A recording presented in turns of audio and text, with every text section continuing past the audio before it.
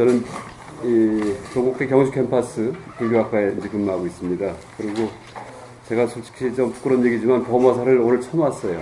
이제 들어오면서 아주 놀란 게 새벽부터 신도님들이 법당에서 기도하는 분들이 아주 꽉 차 있더라고요. 그리고 일단 절에 이제 일단 이 느낌에 아주 막 살아있는 그런 절 같은 그런 느낌을 받았습니다. 저희는 이제 강의를 하고 다니기 때문에 웬만한 큰 사찰은 다 다녀보기 때문에 그래서 들어오면은 참 여러 가지 느낌을 받는데 와서는 아이고 아주 기운이 찬 그런 사찰이구나 하는 이제 그런 느낌을 받았습니다. 일단은 뭐 범어사의 강원에서 유서 깊은 강원에서 물론 선원도 전부터 큰 스님 주석해 계셨던 것을 잘 알고 있습니다. 그래서 여기서 이렇게 제가 이제 강의를 드리게 된 거에 대해서 아주 무한한 영광을 생각합니다. 소리가 잘 안 들리지 않으세요? 어떠세요? 뒤쪽에 괜찮으세요? 예. 일어나서 하겠습니다. 좀 기분이 나니까. 이제 몇 년 전부터 한 5년 전부터 종단 교육원에서 아마 강원 교육과정 중에 특강제도를 마련해서 6과목인가를 갖다가 아마 이 별도의 강사분을 초빙을 해서 강의하게끔 이제 그렇게 제도가 마련된 것 같습니다. 이제 그 중에 하나가 중관학인데 아마 중관학, 유식학, 그다음에 인도 불교사, 중국 불교사, 그다음에 한국 불교사, 그다음에 아마 불교학 개론 해가지고 6과목을 꼭 들어야지만 이수해야지만 강원을 마친 거로 이제 그렇게 이제 그런 제도가 이제 한 4, 5년 전부터 생긴 걸로 알고 있습니다. 그래서 제가 다른 과목 같은 경우는 이제 스님 중에 하긴 아주 조예가 깊은 분이 많이 계신데 아마 불교 역사 쪽이든지 아니면 이 중관학 분야는 이 스님 중에 전공하신 분이 많이 안 계시기 때문에 그래서 이제 제가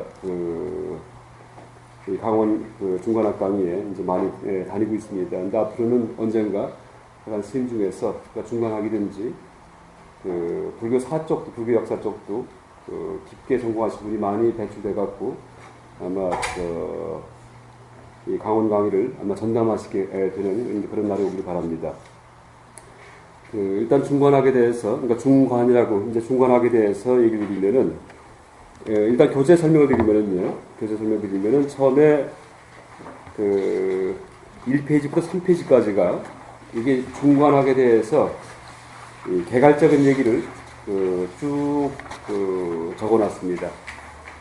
그래서 중관학의 기원부터 중관학이 어떻게 발생했는지에 시작해서 그 다음에 그걸 현대적인 그런 이해까지 나중에 그러니까 중관 사상이 중관학이 어떻게 자비심으로 연결되는지에 대해서까지 그렇게 쭉 적어놨습니다. 그리고 4페이지부터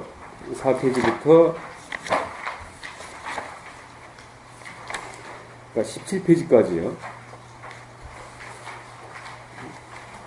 이건 어떤 내용이냐면은 최근에 제가 작년 2004년도 서기 2004년도 9월쯤 해가지고 책을 하나 낸 게 있는데 책 제목이 논리로부터 해탈 그러니까 종론 해가지고 그러니까 30페이지 제목이 나와 있습니다. 30페이지에 그러니까 종론 논리로부터 해탈 논리에 의한 해탈 이렇게 있습니다. 30페이지 제일 마지막에 그래서 제가 그동안 이 중론 관계된 번역서는 쭉 냈었지만은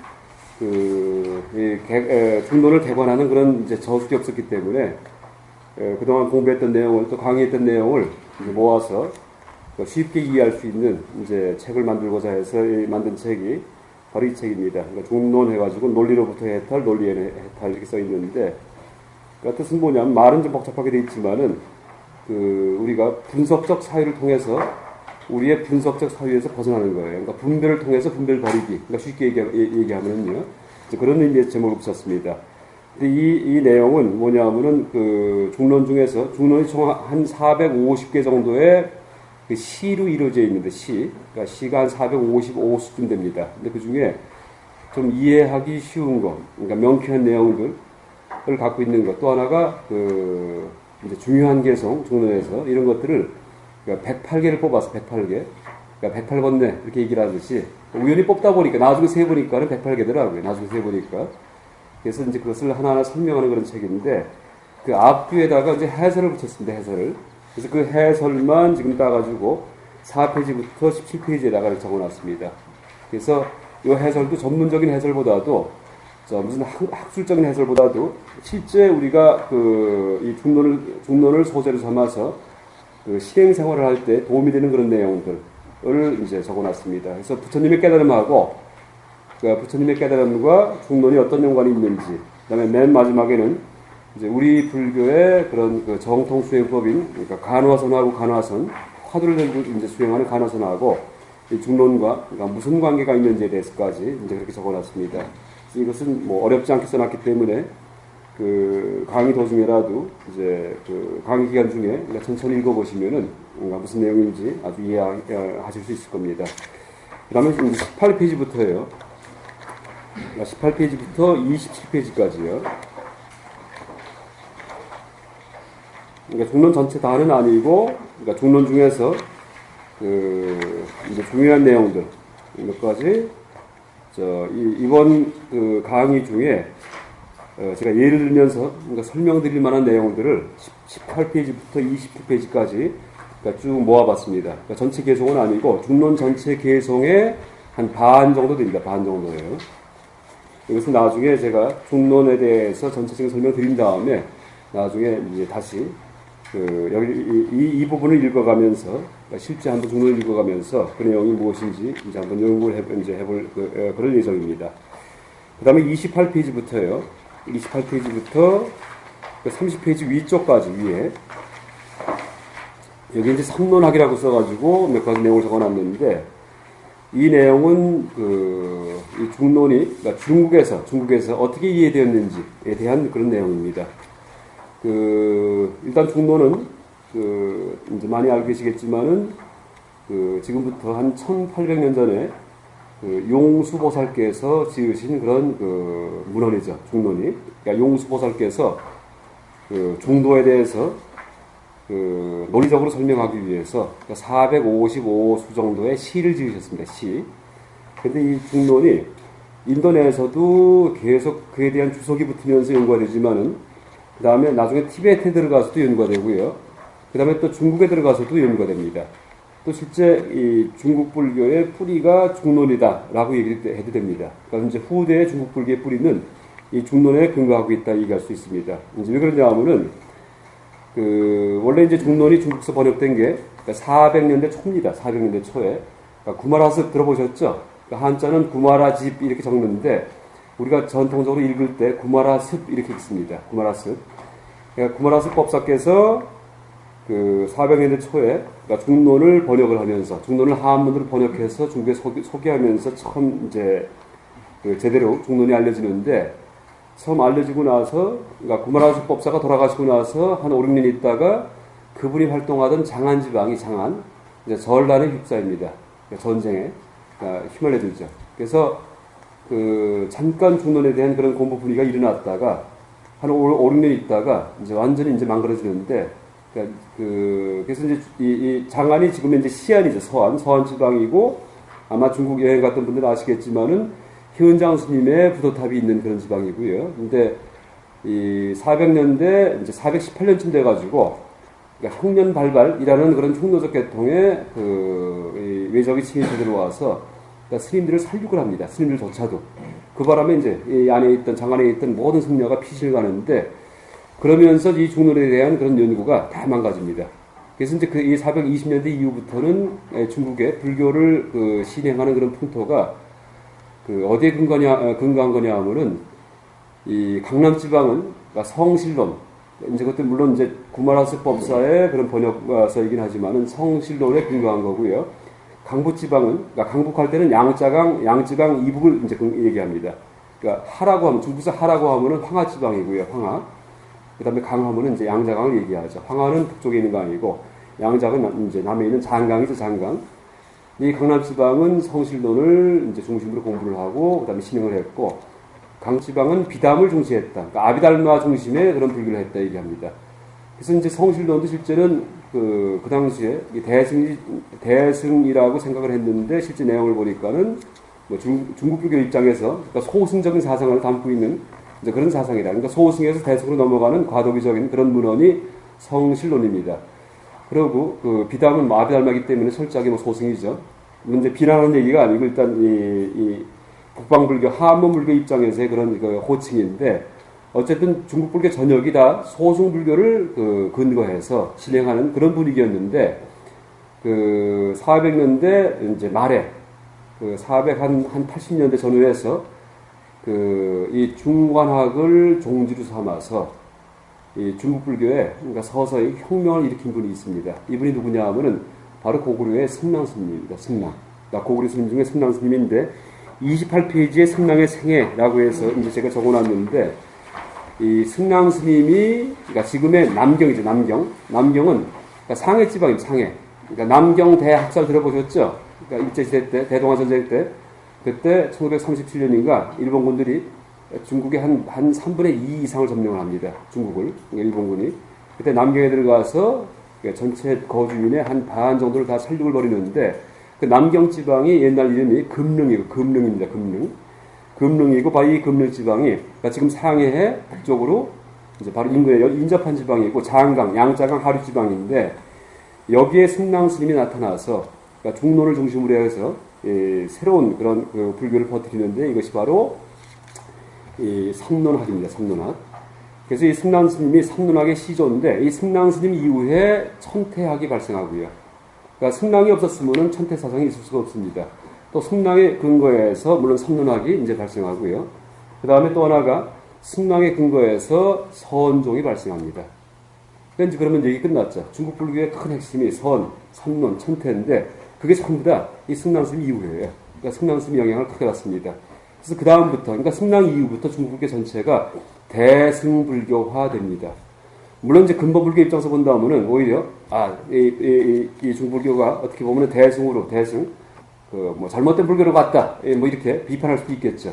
근데 어쨌든 그 중국 교학이 나중에 그 천태와 화엄, 그 다음에 선과 정토 이 네 가지가 중국 교학의 4대 그런 큰 조류인데 이제 그 반 이상을 갖다가 그 승랑의 삼론학의 근거에서 이제 그 반 이상이 이루어졌다 이렇게 얘기할 수 있습니다. 그래서 실제 지금 우리가 보는 중국 그 불교 교학, 우리가 공부하는 교학의 근간이 바로 삼론학이다. 다시 말해서 용수의 중론에 근거한다 이렇게 얘기할 수 있습니다. 또 하나 얘기할 게 이제 그 역할을 했던 인물이 이제 그런 턱대를 가진 인물이 바로 이 고구려 스님이었다. 고구려의 승랑 스님이었다 이렇게 얘기할 수 있습니다. 그래서 우리가 이제 이 고대, 그러니까 삼국시대든지 신라시대의 큰 스님 중에서 우리가 뭐 떠오르면은 뭐 당연히 원효 스님이죠. 그런데 실제 그 의미를 본다면은 원효 스님보다도 더 큰 역할을 했던 분이 바로 승랑 스님입니다. 승랑. 그런데 이 조망이 잘 안 되고 있습니다. 왜냐하면은 이분이 저술이었기 때문에 원효 스님 같은 경우에는 그 저술이 뭐 200여 권 이상의 저술을 남겼다 이렇게 일하고 그 중에 한 20권 정도가 지금 남아있는데 승랑 스님은 저술가가 아니었습니다. 그래서 오히려 그 대성인이 아니었나 이렇게 얘기를 합니다. 왜냐하면 성인은 책을 쓰지 않는다 이런 얘기가 있죠.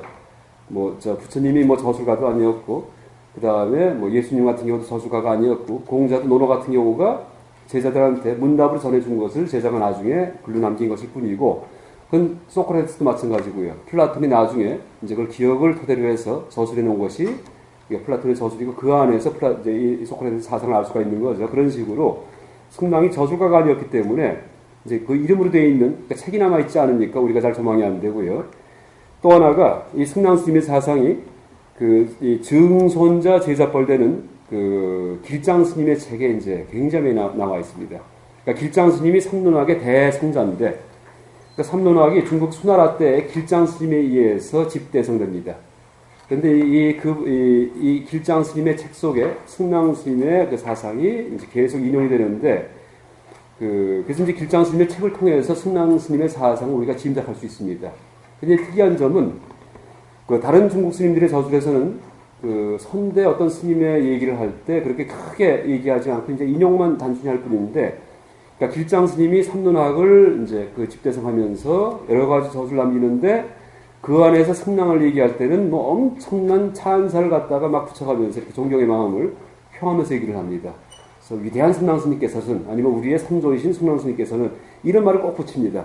그러니까 고구려의 승랑 스님께서는 이런 말을 수사를 붙여가면서 마치 옛날에 김일성을 얘기할 때 위대한 영도자 김일성 이렇게 얘기하듯이 아주 특이할 정도로 얘기하고 있어요. 그래서 승랑 스님이, 그러니까 승랑 스님의 사상을 길장 스님의 저술을 통해서 우리가 이제 모아볼 수가 있는데, 근데 그럼에도 불구하고, 그렇게 위대한 분임에도 불구하고, 왜 지금까지 연구가 안 됐냐면은, 일본 학자들하고 중국 학자들이 승랑 스님을 격화시켰어요.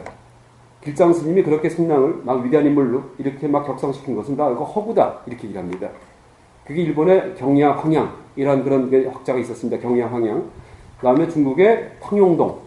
이런 학자가 다 대불교 사학자들이 있는데, 이런 분들이 1900년대 초부터 시작을 해가지고서 승랑에 대한 길장의 그런 찬사는 다 거짓말이다. 이런 식의 논문을 계속 써왔습니다. 그러면서 이제 그다음부터 연구를 안 하는 거예요. 아, 이건 다 거짓말이구나 하고서. 그래서 이제 최근까지 계속 격화가 되어 왔는데, 최근에 이제 한국의 학자들이 다시 뒤져보니까 여러 가지 문헌들을 갖다가 빼고서는 연구한 거예요. 그러니까 몇 가지 오해받을 소지는 있습니다. 오해받을 소지가. 그러니까 승랑이 강남에 내려온 시기, 이런 것 때문에 몇 가지 오해받을 소지가 있는데, 그렇게 오해를 하기 위해서는 승랑의 전기가 실린 문헌이, 일본 문헌이 있는데, 그런 거 몇 가지는 다 제어한다면 연구하면은 그게 오해할 수가 있습니다. 그런데 이런 문헌까지 다 포함시켜서 연구를 하면은 절대 아니에요. 엄청난 위대한 인물인데, 일부러, 그러니까 곡해하기 위해서, 그러니까 일제시대 때에는 피식민, 그쵸, 식민 지배 민족인 한국 사람 중에 그런 사람이 있을 리가 없다 하는 그런 식민사관을 조성하기 위해서 승랑을 격화시켰고요. 또 중국 사람 입장에서는 탕용동에 위진남북 쪽 불교사라는 그런 아주 명자가 있죠. 그 안에서 승랑을 격화시키는데, 이제 그러면서 길장의 그런 칭송은 다 거짓말이다 이렇게 얘기를 하는데, 그 이유는 중국 학자가 그쵸, 한족 중심의 불교사를 써야 되는데 변방 민족인 고구려 민족 중에서 그런 사람이 있을 리가 없다. 둘 다 마찬가지예요. 그래서 이제 식민 시대에 일본 학자가 격화시켰고, 그 다음에 중국의 중화 사색에 젖어 있던 탕용동이라는 현대학자가 승랑을 격화시켰습니다. 그래서 한국 학자들도 이제 따져보니까, 옛날에 학자들 따져보니까는 이 사람들이 말이 맞는 것 같아요. 맞는 것 같아가지고 그냥 얼버무리고 넘어간 게 승랑이에요. 근데 최근에 와서 이제 샅샅이 뒤져보니까, 그러니까 샅샅이 뒤져보게 된 그 원동력은 뭐냐 하면은 바로 이 컴퓨터입니다. 검색 기능을 통해서 승랑에 대한 걸 다 뒤져보니까 이 기존 학자들이 전혀 손대지 않았던 거, 일부러 모르는 체 하고서 덮어놓았던 거, 이런 게 다 밝혀진 거예요. 그러면서, 이야, 이게 보통 인물이 아니구나.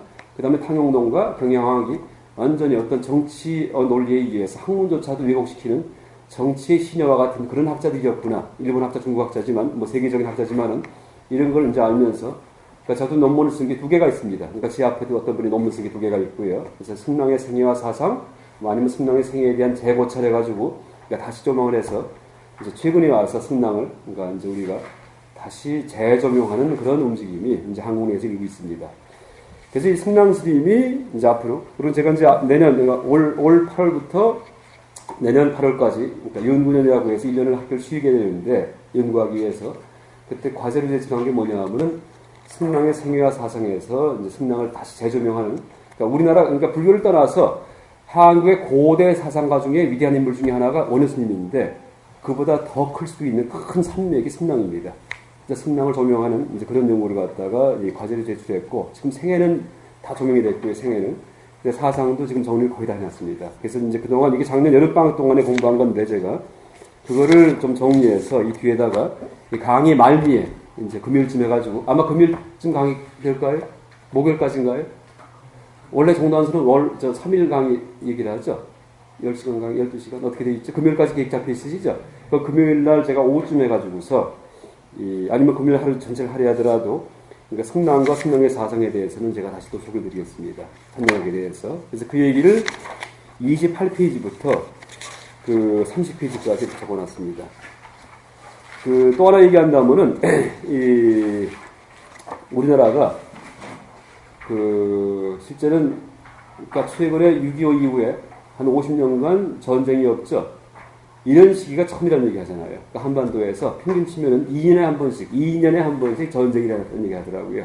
평균 치면은 중국서 내려오든지, 일본이 올라오든지 하면서 항상 여기는 피비내 나는 그런 살육이 벌어진 장소가 한반도다, 이렇게 얘기를 하죠. 근데 최근 현대사 한 50년간은 미군이 딱 들어오는 바람에, 그 바람에 우리 언급결에 전혀 아주 희한한 일이 발생했다는 얘기를 합니다. 지금 무슨 얘기냐 하면은, 전란이 많았기 때문에 문화재가 남아있지 못하다는 얘기 하잖아요. 그러니까 일본 가면 일본에 문화재 다 남아있고, 중국도 그냥 보존되어 있는데, 여기는 아무것도 없어요. 아니면 다 뺏어갔던지. 근데 우리가 그 안압제 출토된 그런 이제 뭐죠? 저 이름을 잊었는데 그 기와지붕 맨 앞에다가 설치하는 이제 그 장식물이 있는데 침이죠, 침이. 근데 그 크기를 보면은 엄청나잖아요. 그렇죠? 그 침이 하나만 보더라도 안압지 건물의 규모를 알 수가 있는데 그게 지금부터 한 1500년 전 그런 건물인데 그런 어마어마한 건물들이 황룡사 구층탑이든지 이런 것들이 있었는데 그게 싹 사라졌습니다. 그 다음에 또 하나가 일제가 강점하면서 일제 강점기에 처음에 한 게 뭐냐 하면은 우리나라 전통적으로 양반집에 보면은 문집이 있었다는 얘기를 하죠. 그래서 자기 이제 조상들 쓰신 글들이 잔뜩 그냥 뭐 엄청나게 있었는데 그걸 다 수거해서 다 태웠다는 얘기를 합니다. 그러니까 분석행위라는 거예요. 뭐냐 하면은 이제 딴 건 몰라도 글에 대해서만은 그렇죠? 그러니까 한국이 그러니까 조선시대 때 이제 그 문치였기 때문에 문치.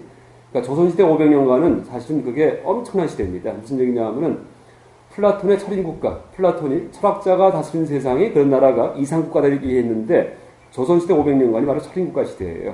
왜냐하면은 시험을 볼 때 철학 시험 봐서 이 관료가 되잖아요. 사사성경 가지고서.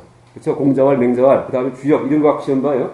그렇기 때문에 전체가 다, 모든 관료가 다 철학자였던 그런 그 시대가 조선시대고 어떻게 보면 전 세계 사회에서 유례가 없는 나라입니다. 그랬는데 그때 이 축적해놨던 그런 문집들, 그런 사상들, 이게 일순간에 다 불잘라진 거예요. 그래서 지금 보면은 우리가 아무것도 없어요. 일본은 전부터 계속 그런 문헌들이 그냥 누적이 되어 있고 중국도 마찬가지고 역사가 다 남아있고 한데 여기는 역사 이렇게 돌아다녀요. 별로 유서 깊은 데도 없고. 근데 원래는 다 있었는데 그걸 일제 때 아주 큰 범죄를 저지른 거죠. 일본 사람들이. 근데 실제 이 한국 사람들이 뭐 흔히 하는 얘기지만은 아주 유전인자는 엄청나다는 얘기 하잖아요. 독종들만 모였다고. 그래서 그 하나 얘기하는 게 이제 최근에 그 사람 몸을 갖다 해부해가지고서 다 이 플라스틱 처리해서 뭐 신비의 인체전 이거 들어보셨어요? 신문 광고 과학 그 박물관인가 여기에서 뭐 이제 했어요. 그러니까 저는 가보지 못했어요. 징그러워서 감히 못 갔어요. 못 갔는데 지금 또 아마 재전시할 거예요. 근데 이 사람이 실제 무슨 의학자도 아니고 의료기술자도 아니고 실제 엽기예술가래요. 유럽에서는요. 아주 소문난 엽기예술가인데 그러니까 유럽에서는 전시하려도 막 못하게 하고 너무나 징그러우니까. 네? BBC에서 방송했습니다. 얘기했어요? BBC에서? 방송을 아예 생중계로 다 일부러 다 했어요. 어떤 얘기를요? 그 인체를 그 다 TV 나왔었어요? 공중파로 한국 중계는 하는 건 아니고 거기에 대해서는 중계한 거죠. 근데 이제 이 사람이 이제 기가 막힌 이제 그런 이제 엽기 예술가인데 그 유럽사 전시할 때 일본도 마찬가지고 딱 전시하고는 막 토하고 졸도하고 그러는데 그러니까 들어왔다가는 그런 사람들이 막 생겨난대요. 근데 이제 한국 전시 딱 들어가서 하는데 이 사람이 가만히 보니까 단 한 사람도 이렇게 보더니 어렵네요. 노인이건 만지기도 하고 이렇게 가르치는 사람이. 그러니 막 뛰어나더니 디퍼런트 하면서 달려다. 여긴 달려다. 전 세계를 어딜 다녀도 이런 데는 없었다 얘기하는 거예요. 이게 무슨 얘기냐면요. 워낙 시련을 많이 겪었기 때문에 흔들리지 않는 놈들만 살아남는 거예요. 적자 생존이에요. 한민족이에요. 그러니까 조그만 상처에도 흔들리고 하면 죽어갖고 씨를 못 부려요. 그쵸? 그건 다 속가지고 마음이 그냥 웬만한데, 그러니까 부동심을 가진 사람들만 이렇게 살아있는 거예요. 유전인자가. 그 다음에 우리 중학교 때 보면 이제 그게 하나고 아주 특이합니다. 그러니까 한민족이. 중학교 때 보면은 그러니까 바둑책, 저도 이제 바둑은 중학교 때 19까지 두다가 안 뒀는데, 그다음부터는 모르는데 지금은 그 바둑책 가게에 가면은 삭가다 구단해갖고 삭가다 책 정석해갖고 쫙 전집이 있어요. 그러니까 바둑은 일본 최고예요. 우리나라 따라가지도 못해요. 근데 지금 어떻습니까? 세계 제패잖아요, 전부 다. 전체가 다. 그래서 중국 인구가 몇 억인데, 14억인가 15억인데, 일본도 마찬가지 2억이고 바둑의 원조인데, 상대가 안 되잖아요. 그래서 아주 특이한 민족입니다. 이제 이걸 두고 보세요. 또 하나 얘기할 게, 그러니까 미리 이제 얘기부터 드리고, 그래서 이제 나흘간 공부하시는데, 사명감을 갖고서 공부하시게끔 제가 말씀드리기 위해서 이제 미리 얘기 드렸는데, 황우석 박사가 이번에, 그러니까 줄기세포에서 뭐 연구했죠. 이제 그게 엄청난 일인데, 그 사건하고 또 하나 맞물리는 게 뭐냐 하면은, 그 정보통신 문명하고 맞물려요. 지금 DMB, 그러니까 디지털 멀티미디어 브로드캐스팅 시스템 이게 뭐냐 하면은 공중파 방송하는 거죠. 핸드폰 갖고 TV 보고 하는 거. 그 다음에 컴퓨터, 노트북 갖고도 무슨 노트북에서 TV 볼 수 있어요. 앞으로 7월달 이후부터는. 그런데 그 기술도 우리 최초죠. 그 다음 메모리 칩 같은 경우도 한국이 제일 앞서가요. 그러니까 개발해서. 그죠? 메모리 칩 같은 경우에. 그 다음에 뭐 인터넷 보급률, 핸드폰 이거 하는 거, 이거 세계 최고예요. 제일 빨라요. 그 다음에 컴퓨터 게임, 인터넷 게임, 가상 게임하고는 옛날 스타크래프트 같은 경우에 100등까지가 다 한국 사람이에요. 유아가 이루다가. 그러니까 정보통신 문명에서 희한하게 두각을 나타내요. 근데 정보통신 문명이 화음의 세계예요. 화음의 세계예요. 무슨 얘기냐면 화음에서 일미진중 화음시방이 그러니까 먼지 하나 속에 우주가 들어간다는 얘기가 이제 바로 정보통신입니다. 핸드폰 속에 다 들어가잖아요. 그러니까 지금 먼지 한 톨 속에 어떻게 됩니까? 제 목소리가 들어가 있죠? 이 안에. 그 다음에 먼지 한 톨 속에 제 얼굴도 들어가 있죠? 왜? D카를 딱 찍으면 찍히잖아요. 이 빛이 들어가서 그 D카 필름에 다 영상이 인화가 되기 때문에 이 먼지 한 톨 속에 여러분 모습 다 들어가 있죠? 먼지 한 톨 속에 온갖 바깥 소리도 다 들어가 있고 바깥 풍경 다 들어가 있어요. 이 먼지 한 톨 속에 MBC 라디오 전파, 뭐 TV 전파, 온갖 방송 전파 다 들어가 있죠? 이게 여기서 틀면 나오잖아요.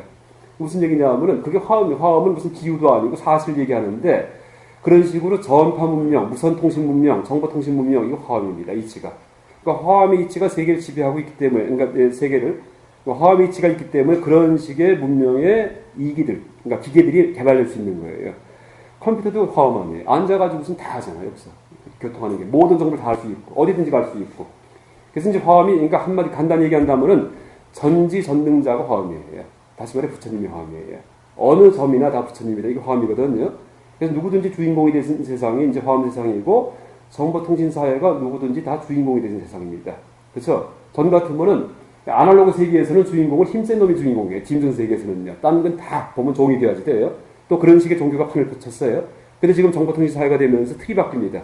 바뀌는데 어쨌든 일미준중의 함시방, 먼지 한돌 속에 우주가 들어간다. 이런 식의 어떤 패턴이 이제 문명화된 것이 바로 정보통신 문명이고, 이제 그 다음에 또 하나가 이 유전인자에서 조작을 해가지고서 지금 생명 조작하죠. 지금 유전인자가 얼마나 작은 거냐 하면은 깨알보다도 작아요. 깨알보다도요. 그러니까 난자가 깨알보다 작은 건데 그 속에 이 정보가 다 들어가 있어요. 이 정보가 들어가 있는 게 아니고 이게 다 들어가 있어요. 무슨 얘기냐 하면은 유전인자가 육근 만드는 거 아니에요. 육근. 안, 이, 비, 설, 신, 의. 물론 의근은 좀 다르지만은 의근은 이제 좀 이건 이제 신법이기 때문에 좀 다릅니다. 어쨌든 우리 눈덩어리, 귀 이거 만드는 게 유전인자예요. 근데 근이 있어야지만 근경이 화합을 해서 식이 생기잖아요. 그렇죠? 그래서 이제 경에 근경식 할 때 경, 그러니까 대상 세계의 어떤 화음적인 이론은 정보통신이고 근의 어떤 화음적인 이론은 뭐냐 하면은 바로 유전공학이에요. 근데 둘 다 한국 사람 선도하잖아요. 아주 희한한 일이 발생하고 그래서 지금 이 사건이 보통 사건이 아닙니다. 그러니까 지금 의미를 본다면 깊이 들어가면은 이게 제 얘기가 아니고 옛날에 타너 스님께서 예언하신 거예요. 지금 우리 강주 큰 스님께서 타너 스님 이제 학맥을 계승하신 분이시죠. 그렇죠? 화엄경을 다 번역하시고. 근데 저도 사실 타너 스님 인연이 이제 깊습니다. 그러니까 고등학교 때 이제 저희 부친하고 인연이 있으셨기 때문에 이제 부처님 20살 때 출가하려고 오대산 가셨다가 하남 큰 스님 뵈러 갔다가는 자꾸 따지니까 젊은이가 30 탄어가 잘 풀어 이러면서 타너 스님이랑 이제 얘기를 하시게 했대요. 타너 스님 30살이었고 그때 그 당시에 그랬다가는 이제 그때 어떻게 잘 이제 맺어졌다가 나중에 사회에 나와서 근데 출가하시려 했는데 하남 스님이 쫓아내셨대. 넌 출가하면 안 된다고. 근데 사람 보고서 판단하신 것 같아요. 그래서 이제 세속에 나와서 성공하신 다음에 나중에 이제 나이 들어가고 다시 만나셨어요. 그랬다가는 집에 자주 오셨는데, 그래서 이제 타너 스님 오신 날만 되면 3일 전부터 김치 다시 담겨요. 새우젓 다 떼고, 어머니가 난리가 나요. 스님들이라고. 뭐 두부 사오고, 뭐 이제 스님들 있는 것만. 그랬는데 이제 와서 이렇게 말씀하시면은 밖에 못 나가죠. 문 뜨면서 엿보면서 무슨 얘기 하시나. 그랬는데, 이제 별 얘기 다 들었죠. 뭐 예언하시고 다 들었거든요. 박정희 대통령 죽는 얘기도 들었고, 그러니까 몇 년 전에 했는데 죽는데요. 그러면서 몸에 금기가 보인다고, 목화토 금수할 때. 그래서 금기면은 간금이니까는 간이 나쁜 것 같다. 박정희가. 이랬는데 보니까는 몸속에 쇠붙이 총알 들어가 죽잖아요. 나중에요. 그 다음 모택동 죽는 거, 광운수 사태, 뭐 전두환 집고 다 이혼했어요. 제가 들은 것 중에는 10개 중에 한 8개는 맞췄어요. 8개는요. 2개는 틀리고. 그러니까 다 맞추면은 그건 숙명론이니까 틀린 얘기예요. 그러니까 불교의 그 어떤 그 인과응보설은 숙명론이 아니기 때문에 변동이 가능합니다. 그래서 이 예언을 해도 그 업종자가 있다는 얘기지, 그거는 또 변할 수 있어요. 그런데 당연히. 근데 이제 그 중에 하나가 어떤 얘기를 하셨냐 하면은 앞으로 화음의 시대가 열리는데 한국 사람들이 주도한다 이렇게 얘기를 하셨어요. 다른 스님이요. 그래서 이제 그래서 뭐라 얘기하시냐면 초등학생도 화음을 배우고, 화음을, 전 국민이 다 화음을 배웁니다. 근데 돌아가신 다음에 암만 83년에 돌아가셨는데 암만 시간이 지나도 화엄을 초등학교 교과 과정에 집어넣을 그런 기미가 안 보여요. 그죠? 근데 야, 이분이 틀렸구나 했는데 가만히 보니까 어이구, 이거예요. 핸드폰 컴퓨터예요. 그렇죠? 초등학생 어린애부터 다 하잖아요. 앉아갖고 다 주인공 아니에요. 다. 그렇죠? 아실 게 없죠. 전지전능하니까. 부처님은 그러니까 화엄에서 가르치는 것은 누구나 부처님이라는 얘기예요. 신불급 중생, 시사함 무차별 아니에요. 그러니까 마음과 부처와 중생이. 그렇죠? 누구든지 부처 관계없으니까는 못난 체 하지 말라 이게 화엄이거든요. 근데 지금 정보통신문명이 앉아가지고서는 모든 걸 충족시키잖아요. 온 우주를 다, 전 세계를 알 수 있고, 앉아가지고서는 신통력이 있어갖고 다 교통할 수 있고, 육신통이 열려갖고, 오신통이 열려갖고, 그래서 실제는, 아이고, 이치가 그렇구나 하는 생각이 들더라고요. 그러면서 이제 쭉 보니까, 특히 이제 불교 공부하는 사람이든지, 뭐 철학 공부하는 사람이든지, 아니면 도 닦는 분들은 그 역할이 뭐냐 하면은, 잡다한 세상만사에서 공통점을 추출하는 능력이 있어야지 돼요.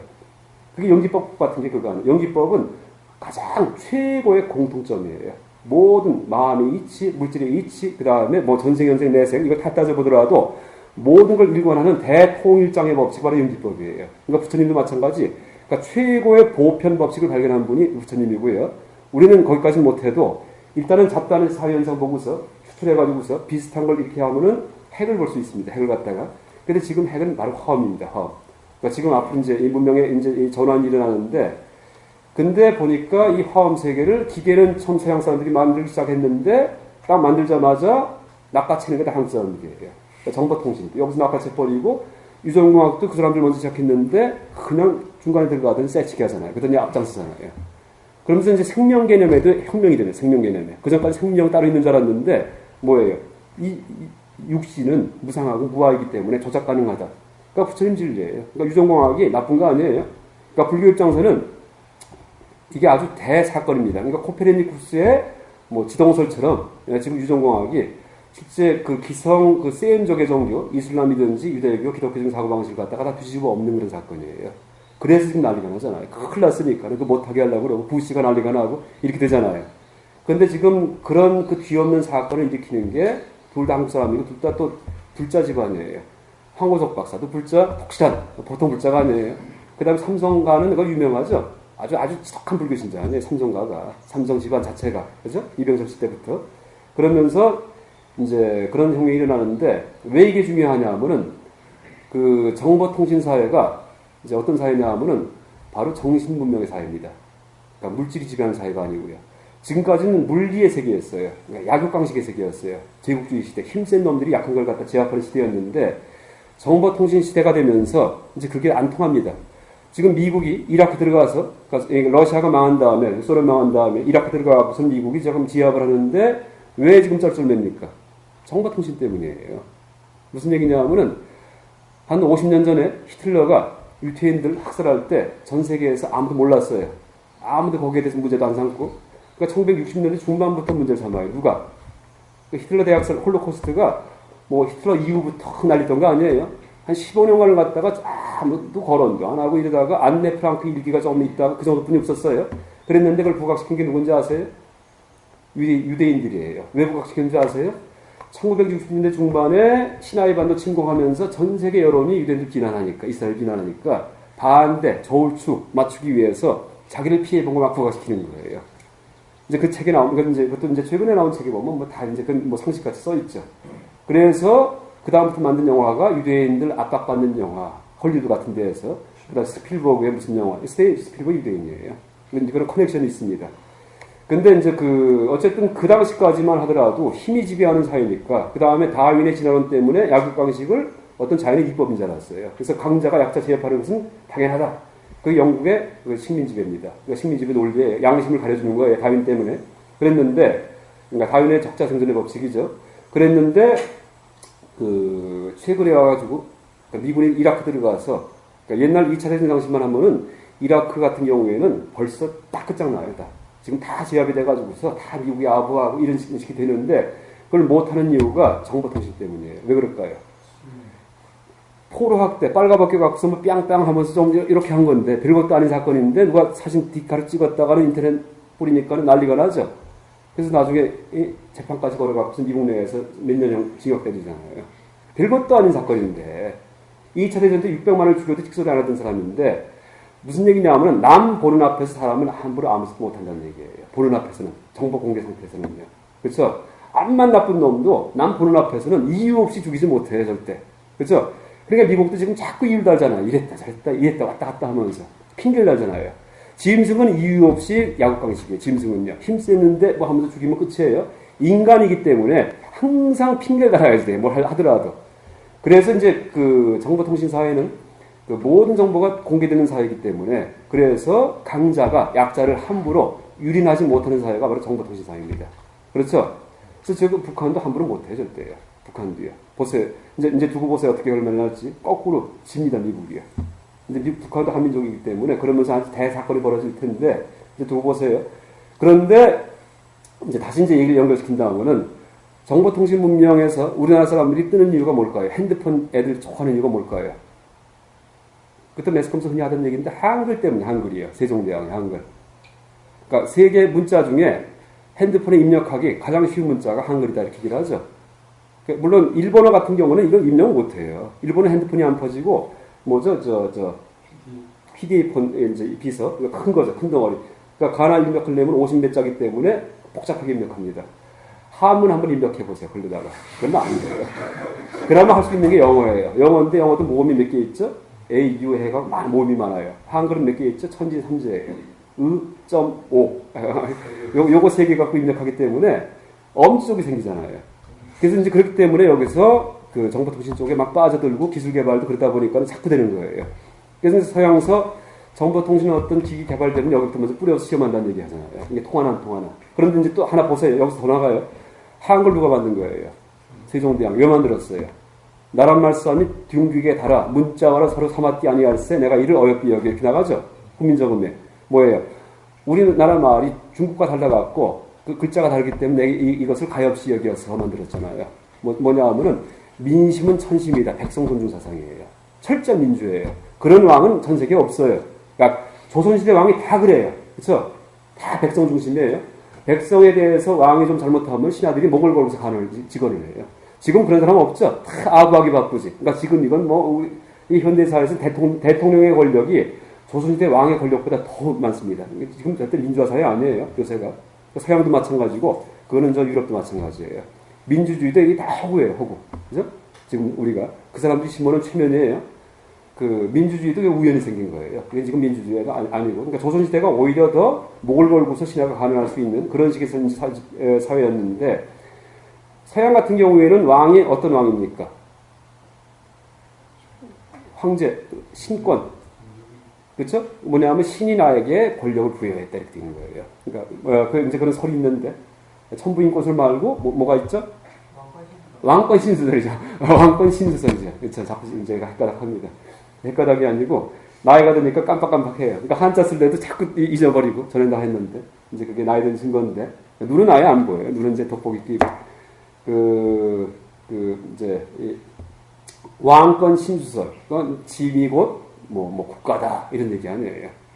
그러니까 그런 놈들은 백성에 대해서 뭐 글자 만들어주는 거 이게 생각도 안 해요. 그게 서양이에요. 그런데 여기 조선시대 500년간은 워낙 착하기 때문에 왕도 착하고 백성도 착해요. 그렇기 때문에 왕도 백성이라는 왕이었고 그래서 만든 게 한글이에요. 그래서 이제 보세요. 또 우리나라가 침략 안 하죠. 남의 나라. 대마도도 쳐들어갔다가는 또 물러나요. 또 그죠? 까불지만 한다음에 또 물러나요. 먹고서 그냥 있는 게 아니고. 그죠? 만주도 마찬가지. 들어갔다가는 까불지 마. 세종대왕 때, 그죠? 그 육진인가 뭐 설치했다가는 이제 야단친 다음에 또 물러나요. 그러니까 심성이 지독하게 선해요. 그죠? 그래서 이제 그 선한 심성인데도 불구하고 참 희한한 게 망하지 않은 게 희한해요. 뭐냐면은 후천 개벽 시대에 비로소 역할을 하기 위해서예요. 그러니까 도덕이 지배하는 세상에서 전 인류를 이끌기 위해서 그래서 지금까지 살아남았다 이렇게 얘기할 수 있어요. 그러면서 이제 그게 이치가 다 통합니다. 이제 보세요. 그래서 이제 또 하나 우리나라 얘기할 때 징기스칸 같은 영웅도 없어요. 전 세계를 지배한 적도 없고 알렉산더 같은 사람도 없고 나폴레옹도 없어요. 그런데 그것은 자랑스러운 거예요. 부끄러운 게 아니고. 왜냐하면은 영웅 호걸이 나타나면은 민중은 도탄에 빠져버려요. 아주 나쁜 놈들이에요. 영웅 호걸은요. 우리가 위인전에서 알렉산더, 무슨 징기스칸, 이 나폴레옹 배우죠. 그거는 위인에 끼면 안 되는 거예요. 그 사람은요. 아주 간디, 부처님 이런 분들은 들어갈 수가 있지만은 그죠? 그런 위인이 아니고 나타나가지고서 수천만을 갖다 죽인 사람들이에요. 왜 그 사람들이 위인이에요? 인류 역사가 야국강식 역사에서 그 사람들 위인을 쳤어요. 앞으로는 다 빼버려야지. 전부 다. 그렇죠? 그래서 실제는 그런 위인이 없는 나라였다는 것이 너무나 자랑스러운 거예요. 앞으로요. 그렇죠? 우리나라는 위인이 없었다. 이야, 자랑스럽다. 이렇게 돼야 돼요. 또 하나가 과학자 중에 누가 있을까요? 우리나라 과학자가. 장영실, 그 다음에 최무선 이렇게 얘기하죠. 그 사람들하고 에디슨, 아인슈타인 한번 비교해 보세요. 잽도 안 되죠. 그런데 무슨 얘기냐면 과학자도 없어요. 그냥 변변한 과학자도. 그것도 자랑스러운 거예요. 무슨 얘기냐 하면은 과학이 뭔지 아세요? 과학의 권력이 신유예요. 무기 개발하는 기술자들이에요. 사실은요. 서양에서 언제부터 과학 발달했어요? 콜럼버스 이후부터예요. 서양 과학 발달한 게. 그 이전까지는 전 세계에서 제가 좀 서론이 길어지는데 이 얘기를 꼭 하고서 그 다음 중론 강의를 해야 됩니다. 그래 중론이 속속 들어옵니다. 그럼 이제 중론을 통해서 앞으로 전 세계를 어떻게 개조할 것인지 또 하나 얘기 드리면은 중론을 누가 공부했냐 하면은 이제 아까 했던 얘기 좀 이따 다시 할 거고요. 남아프리카 만델라 정권 있죠? 만델라, 남아프리카가 원래는 백인, 이제 아주 백호주의가 지독했던 나라인데 만델라 집권하면서 그거 뒤집어 놨어요. 근데 그때 그 흑인들이 그때 무슨 연구를 했냐 하면은 전 남아프리카 흑인들한테 중론을 가르치자 이렇게 얘기했대요. 처음 들어봤죠? 왜냐하면 흑인들이 기존의 가치관에 젖어가지고서 백인 우월주의에 빠져 있대요. 꼭 오리엔탈리즘처럼. 그죠? 백인은 우월하다. 여기에 젖어 있어갖고 이 사고를 다 해체해버리려면은 뭐가 좋을까? 중론 집어넣으면 다 깨져나가니까, 머리가. 그죠? 이제 그런 얘기 나옵니다, 정치에서. 아주 희한한 얘기예요. 그래서 이제 지금 우리가 갖고 있는 사고도 엄청난 최면에 빠져 있어요. 그래서 미국 사람들이 심어놓은 최면에 빠져 있는데, 중론 공부하면 그거 다 깨져나갑니다. 그러니까 삶과 죽음의 문제만 깨져나가는 게 아니고, 기존에 심었던 역사적인 어떤 최면들, 이것도 다 깨져나갑니다. 그래서 이제 중론을 열심히 공부하시게끔 제가 자극을 드리기 위해서 이 얘기를 하는데, 그 콜럼버스 이후에 이제 콜럼버스가 왜 이제 이 미 대륙으로 갔냐 하면은 뭐 그냥 아는 얘기겠지만은 왜 갔을까요? 이슬람 때문에 간 거예요. 왜? 인도까지 알렉산더가 개척해 놓은 교통로가 있어요. 알렉산더 대왕이 기원전 300년 정도, 그러니까 부처님 돌아가시고 나서 한 50년 정도 있다가 알렉산더가 들어가는 인도예요. 인도에 들어가서 인더스강까지 근처까지 가는데 그러면서 이제 교통로가 생깁니다.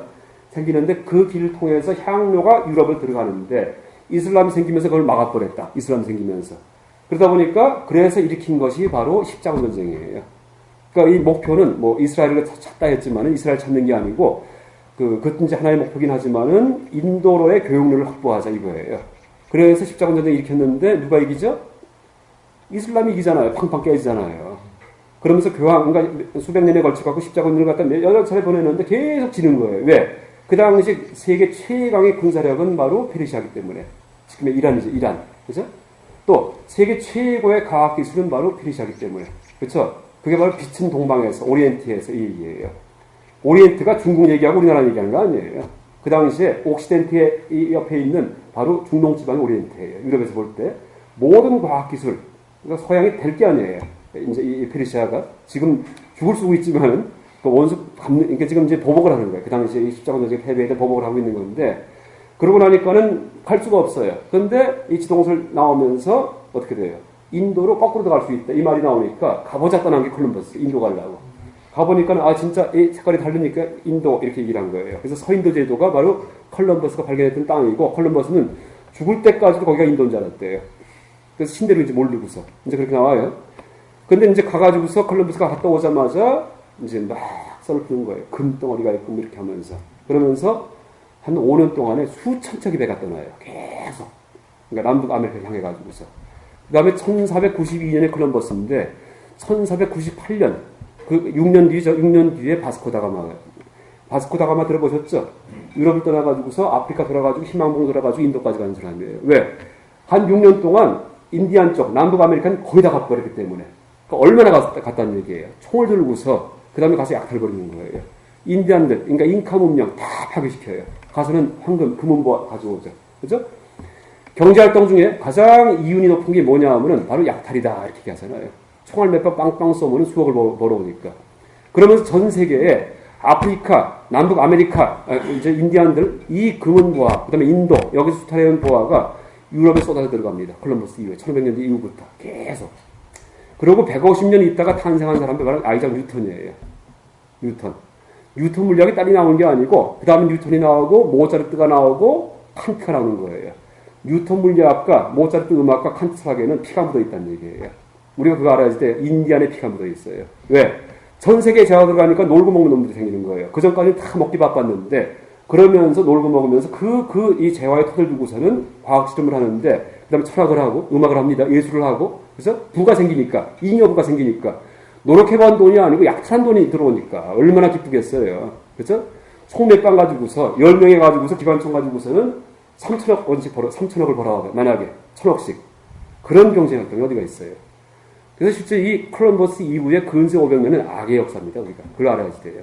다 뒤집어야 돼요. 다. 전 세계 역사를 갖다가. 그래서 이제 서양 사람이 원래 우수한 것도 아니고 이제 그때 아까 얘기했듯이 1500년대까지는 오히려 중국이 더 뛰어나요. 문화도. 그죠? 유럽은 가장 밑이에요. 그러니까 3대 문명권을 친다면은 페르시아가 최강이고 중국 그다음에 이제 이 서양입니다. 유럽입니다. 그런데 그게 근세 500년에 뒤집어 엎어지는데 그 뒤집어 엎어지게 만든 게 바로 총, 칼과 같은 무기인데 자 보세요. 가서 총 가지고 재미 보죠. 그다음에 기선 막 만들어서 재미 보죠. 그러면은 또 어떻게 하겠어요? 총칼 만드는 무기 만드는데 전력 투구할 거 아니에요. 그게 바로 과학기술이에요.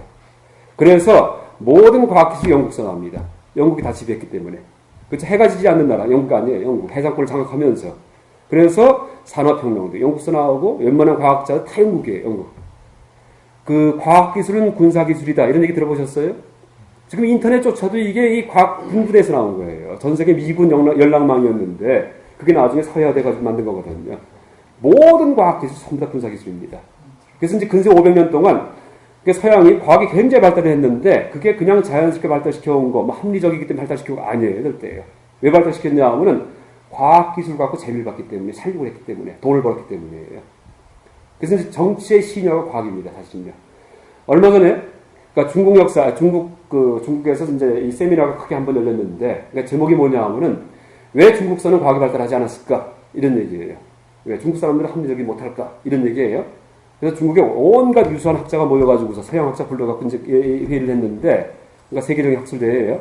결론이 뭐냐 하면은 중국에서는 주역이 있고 주역. 그렇죠? 그 다음에 음양오행설과 같은 비합리적인 그런 과학, 이런 학문이 과학을 대체했기 때문에, 그래서 과학이 발달 못했다. 이게 결론이에요.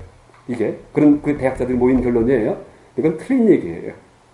왜 틀렸냐 하면은 왜 이제 물음 자체가 잘못된 물음이에요. 학술대예요. 왜 중국에서는 과학이 발달하지 않았을까 이렇게 묻는 게 아니고 왜 서양 놈들은 유독 과학만 발달시켰을까 이렇게 물어봐야지 돼요.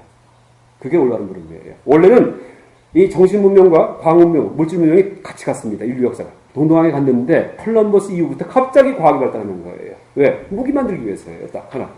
지금도 미국서 무슨 우주무기 막 만들잖아요. 우주무기 만들 꿈도 꾸는 나라도 없는데 불구하고. 왜? 그걸 아니까. 그 맛을 아니까. 그런데 그게 바로 시대착오적인 생각을 한 얘기예요. 그러니까 부시가 이렇게 들어간 것도 시대를 잘못 읽었어요. 왜? 지금은 9,000개벽이 열렸는데 지금도 아날로그 세상인지 아는 거예요. 지금도 힘이 통하는지 아는 거예요. 지금은 힘이 안 통해요. 맨주먹이 핵을 이긴다 이렇게 하잖아요. 맨주먹이요. 이것도 이제 타나스님 말씀이에요. 이게 이제 그분은 이제 주역으로 풀었는데 오행각 풀었어. 음양오행각서. 옛날에 사람이 싸울 때 맨주먹 갖고 싸우려면은 누가 이겨요? 몽둥이 갖고 싸우면 이겨요. 몽둥이한테 못 이겨요. 목극 토예요. 사람은 토에 인토. 오행에서 사람이 토예요. 토. 그러니까 목화 토금수 할 때 토가 중앙이고 목화 금수가 이 동서남북입니다. 그러니까 가운데 이제 중토고 그러니까 토가 이제 사람을 뜻하는데 토는 목에 져요. 목극 토니까 목이 토를 갖다 극복한다 이렇게 얘기를 하잖아요. 몽둥이로 싸우면은 맨주먹한테 이긴다고요. 근데 몽둥이로 막 싸우는데 누가 와요? 쇠붙 침묵이 든 사람들이 와요. 칼 갖고서는. 그러면은 칼을 어떻게 당해요? 찔러버리면 죽는데. 금극목이에요. 금이 목을 이긴다. 그래서 되죠? 그 다음에 이제 칼 갖고 싸우는데 갑자기 총을 빵빵빵 쏘는 거예요. 뭐예요? 화극금이에요. 불이 또 금을 이겨요. 근데 불 갖고 팍팍 싸우는데 그 다음에 뭐가 나와요? 수국화죠? 수가 뭔지 아세요? 다른 말씀이 수소폭탄 원자탄이에요. 원자탄일 때 원자가 뭔지 아세요? 수소원자가 원자예요. 수소. 전자 하나, 원자 하나짜리예요. 양성자 하나, 전자 하나 붙은 게 바로 수소원자인데 그게 원자예요, 원자. 근데 원자탄도 마찬가지고 수소탄도 마찬가지고 이제 그 원자의 어떤 흐름에 토대를 두고서는 만든 그런 무기예요. 그래서 그게 수국화다 이렇게 얘기를 하죠. 근데 이제 보세요. 술 누가 이겨요? 토국수죠? 토가 뭐 인토예요. 맨주먹이 핵을 이긴다. 맨주먹이 누굴까요? NGO예요, 바로. NGO 지금 비정부 시민단체가 NGO 아니에요. 맨주먹한테 어떻게 이겨요? 그렇죠? 핵폭탄 갖고서 시민운동하는 터뜨릴 수가 없잖아요. 언론이 맨주먹에 핵을 이기고 인터넷 핵을 이긴다는 얘기예요. 그러니까 맨주먹, 그러니까 사람의 힘이 핵을 이긴다는 게 바로 지금 시대예요. 그래서 이제 두 가지 힘인데, 물리적인 힘은 뭐냐면 시위하는 NGO, 그런 시위이고, 그러니까 데모하는 거예요. 또 하나는 인터넷을 통한 정보 공유예요. 두 가지예요. 그래서 지금 엄청난 후천 개벽이 열렸습니다. 근데 하나 더 얘기하면은 맨주먹은 또 누가 이겨요? 목국 보니까는 경찰이 곤봉 갖고 오면 다 도망가잖아요. 맨주먹 갖고 하다가 시위하다가. 이것도 탄원 스님 말씀인데, 그분이 보통 분이 아니에요. 그래서 수백 년에 한 번 나오는, 지금 이제 강주 스님, 그 학장 스님, 이제 은사 스님이시긴 하지만은, 그런 아주 영웅 같은 인물이다. 그러니까 온갖 영웅은 다 절에 모여있다는 얘기 하잖아요. 실질적인 영웅들은. 그래서 이제 그런 얘기를 하죠. 그래서 지금 그 새로운 시대가 열리고, 또 하나가 이제 그게 바로 정보통신 문명이고, 또 하나가 이제 정신 문명인데, 왜 정신 문명이냐 하면은, 그 아날로그 세계가 아니고 우리가 하루에, 그 젊은 사람 같은 경우에는 하루에 적어도 한 서너 시간은 어떻게 돼요? 모니터 앞에 앉아 있죠? 모니터가 물질로 본다 하면은 깡통이에요. 컴퓨터는 깡통이라는 말 있잖아요. 그렇죠? 그냥 유리에다가, 그다음 플라스틱에다가, 그냥 아무것도 아니에요. 전자파가 막 나오는 건데, 바라보고 있으면 의미가 엄청나게 나오잖아요. 엄청난 의미 방출기예요. 의미가 뭐예요? 정신의 내용의 의미예요. 정신의 내용이, 물질이 아니고. 그래서 이제 이 컴퓨터가 정신 문명의 도구입니다. 물론 서양 사람들도 개발을 했지만 묘하게 이걸 개발하는 바람에, 컴퓨터를 개발하는 바람에 앞으로 문명이 전환이 오는 거예요. 그러니까 인터넷을 통해 가지고서 전 세계 교통이 되고, 그래서 이제 이 컴퓨터, 그 다음에 핸드폰도 마찬가지예요. 그냥 이 쇳덩어리인데 엄청난 의미가 방출되잖아요. 그래서 앞으로 이제 의미의 세계가 열리는 거예요. 의미의 세계가. 그러니까 의미의 세계 속에서 어떤 수행도 하고, 의미의 세계 속에서 서로 대화를 하고 하는, 그죠? 그러니까 물질 세계 속에서 실제 싸우고 막 다투는 게 아니고, 그러니까 의미 갖고 살아가는 이제 그런 세상이 되고, 이게 바로 정신 문명의 세계고, 그때는 도덕이 지배한다 이렇게 얘기하죠. 물리적인 세계에서는 힘이 지배합니다. 물리의 세계에서는 힘센 놈이 우위예요. 그거 어떻게 당할 거예요. 그렇죠? 그런데 정신의 세계에서는 어떻게 돼요? 가장 도덕적이고 가장 지혜로운 사람이 위에 올라갑니다. 그래서 이제 앞으로 이 불교인들이 이제 역할을 할 그런 사회가 이제 도래하는데, 하나 더 얘기한다면은 제가 이렇게 할게요. 8시까지 10분 쉬었다가 얘기하겠습니다.